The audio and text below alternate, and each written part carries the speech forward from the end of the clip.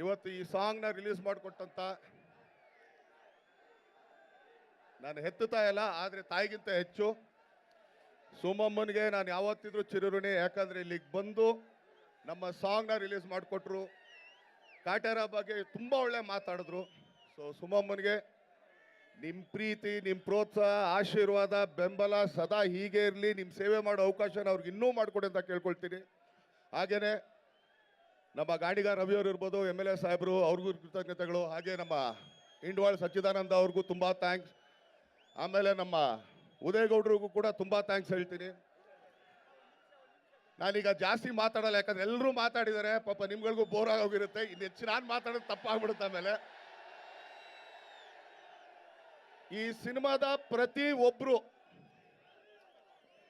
ಒಬ್ಬ ಟೆಕ್ನಿಷಿಯನ್ ಇಂದ ಹಿಡಿದು ಒಬ್ಬ ಕಲಾವಿದನ ತನಕ ಎಲ್ಲರ ಶ್ರಮ ಇದರಲ್ಲಿದೆ.